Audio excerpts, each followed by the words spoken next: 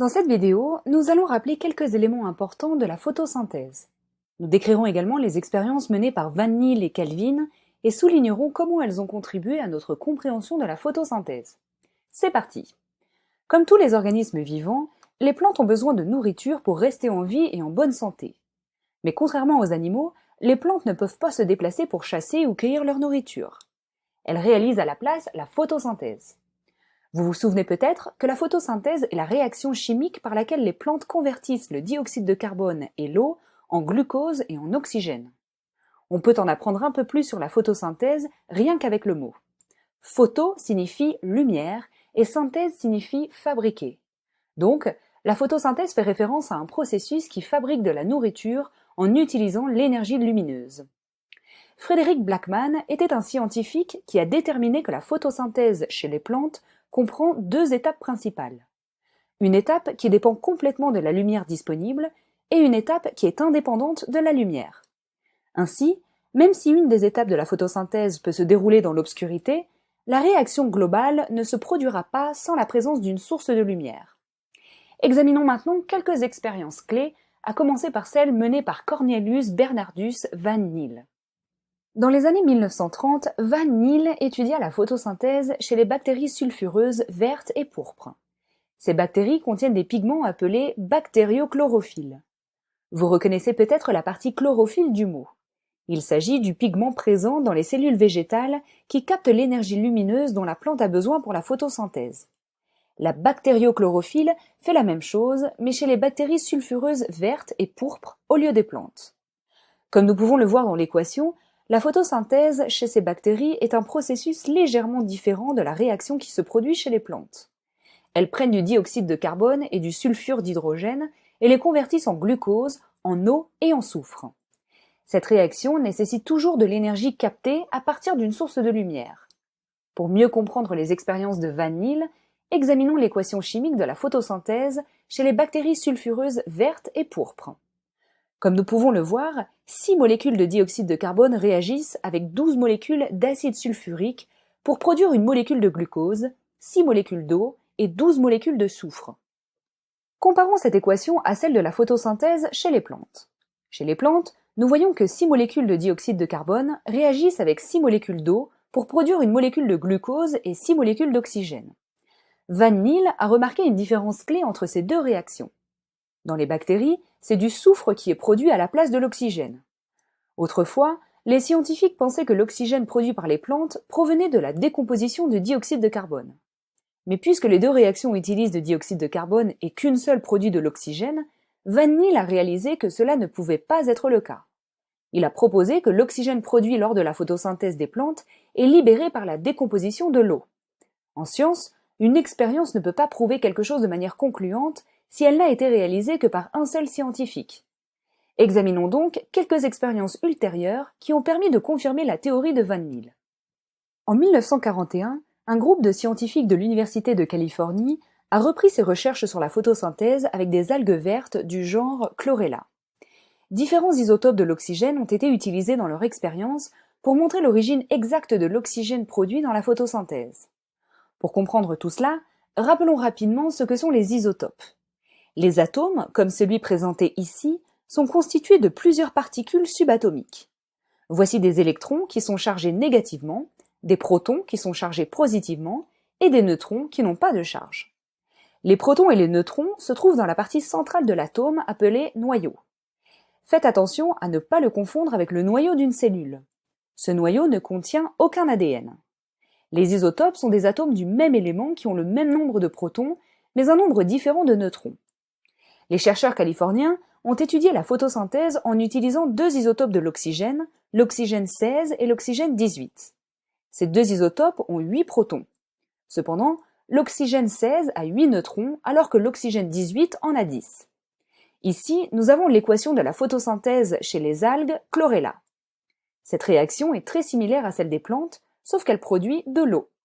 L'oxygène 16 est l'isotope le plus courant dans les molécules d'eau. Mais dans la première expérience californienne, c'est de l'eau contenant de l'oxygène 18 qui a été utilisée pour étudier les idées de Van Niel. Appelons cette expérience A et soulignons la présence d'oxygène 18 dans les molécules d'eau. Après avoir effectué la photosynthèse et étudié les produits, les chercheurs ont constaté que l'oxygène produit par la réaction contenait l'isotope oxygène 18. Les chercheurs ont ensuite effectué une deuxième expérience, l'expérience B, où l'oxygène 18 était cette fois contenu dans les molécules de dioxyde de carbone au lieu de l'eau. L'énergie lumineuse a été appliquée pour stimuler une fois de plus la photosynthèse de chlorella. Cette fois, les scientifiques ont constaté que l'oxygène 18 était présent dans le glucose et l'eau produite, mais pas dans l'oxygène.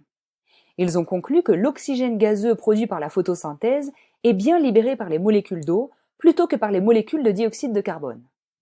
Nous avons déjà mentionné que la photosynthèse comporte deux étapes principales, l'étape dépendante de la lumière et l'étape indépendante de la lumière. Voyons une expérience portant sur la phase de la photosynthèse indépendante de la lumière. Melvin Calvin était un biochimiste américain qui étudia la photosynthèse dans les années 1940. Son travail s'est également basé sur des algues chlorella ainsi que des isotopes qui, cette fois, étaient des isotopes du carbone. En effet, le dioxyde de carbone est un réactif clé de la photosynthèse chez la chlorella, comme vous pouvez le voir dans notre équation. Calvin et son équipe ont placé une population de chlorella dans l'appareil comme indiqué ici. Ils ont fourni aux algues du dioxyde de carbone contenant l'isotope carbone 14 plutôt que le carbone 12 plus courant. Un bécher d'alcool chaud a été placé sous la chlorella.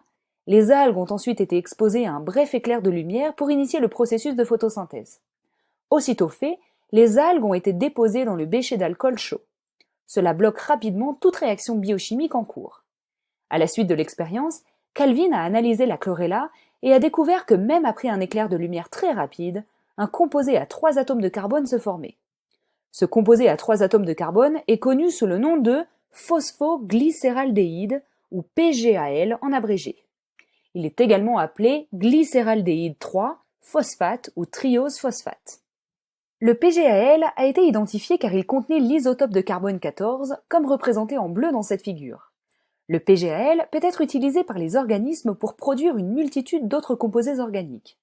Ceux-ci comprennent le glucose, les protéines et les graisses qui sont indispensables à la vie. Calvin a poursuivi son travail et a découvert qu'en laissant tomber les algues dans l'alcool chaud à différents laps de temps suivant le flash lumineux, il pouvait arrêter la photosynthèse à différentes étapes de la réaction et donc produire différents composés. Ceux-ci comprennent le 3-phosphoglycérate, le phosphoglycéraldéhyde que nous avons déjà vu et le ribulose biphosphate.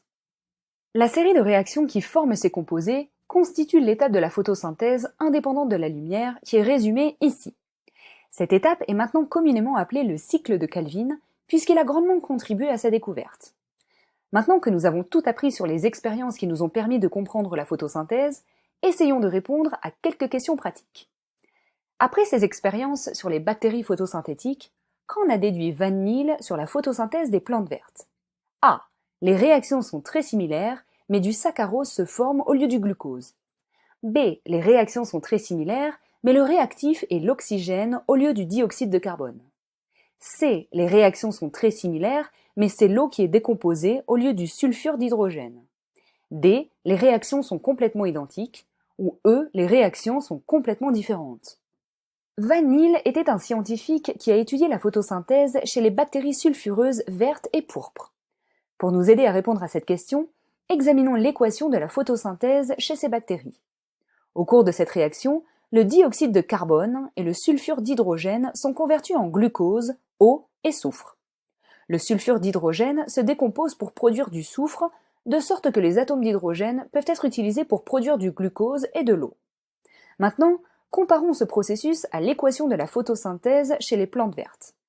Nous pouvons voir que les équations sont très similaires. La plus grande différence est le réactif principal, qui est l'eau chez les plantes au lieu du sulfure d'hydrogène.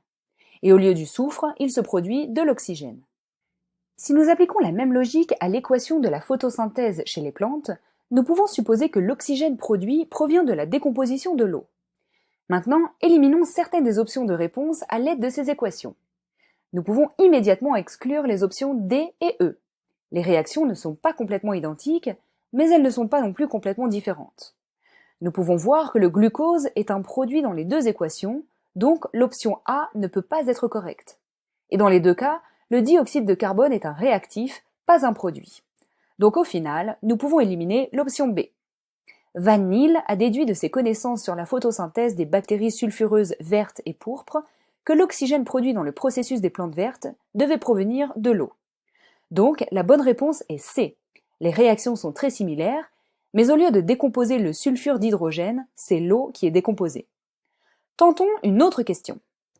Melvin Kelvin a étudié la photosynthèse chez les algues.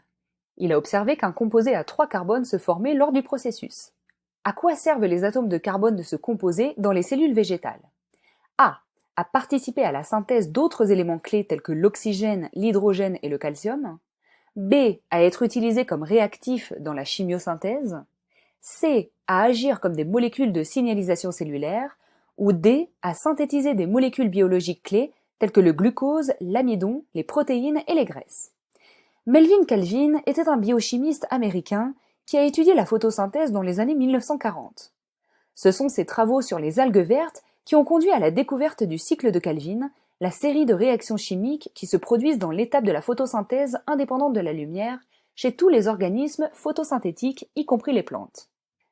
L'un des composés clés fabriqués au cours du cycle du carbone est le phosphoglycéraldéhyde. Le phosphoglycéraldéhyde, ou PGAL en abrégé, est un composé à 3 atomes de carbone, comme vous pouvez le voir sur le schéma de sa structure chimique. Une fois le PGAL fabriqué, ces atomes de carbone sont utilisés pour synthétiser d'autres composés organiques qui sont vitaux pour la croissance et la survie des plantes. Ils peuvent synthétiser le glucose, qui est principalement utilisé pour la respiration cellulaire, afin de produire de l'énergie. Ils peuvent produire de l'amidon, une molécule utilisée par les plantes pour stocker de l'énergie. Ils peuvent servir à synthétiser des protéines qui agissent en tant que composants structurels et catalysent les réactions chimiques. Et enfin, ils peuvent fabriquer des graisses qui sont stockées dans les grains de pollen et les graines. Nous avons donc déterminé que la bonne réponse à la question est D. Les atomes de carbone du composé à 3 carbones qui se forment pendant la photosynthèse sont utilisés pour synthétiser des molécules biologiques clés telles que le glucose, l'amidon, les protéines et les graisses. Résumons ce que nous avons appris dans cette vidéo avec les points clés. La photosynthèse est le processus par lequel les plantes convertissent le dioxyde de carbone et l'eau en glucose et en oxygène grâce à l'énergie lumineuse. D'autres organismes, comme les bactéries sulfureuses vertes et pourpres, peuvent également réaliser la photosynthèse. Le scientifique Van Niel a suggéré que l'oxygène produit pendant la photosynthèse des plantes provient de la décomposition de l'eau. Et enfin, un autre scientifique appelé Kelvin a effectué des expériences pour expliquer l'étape de la photosynthèse indépendante de la lumière.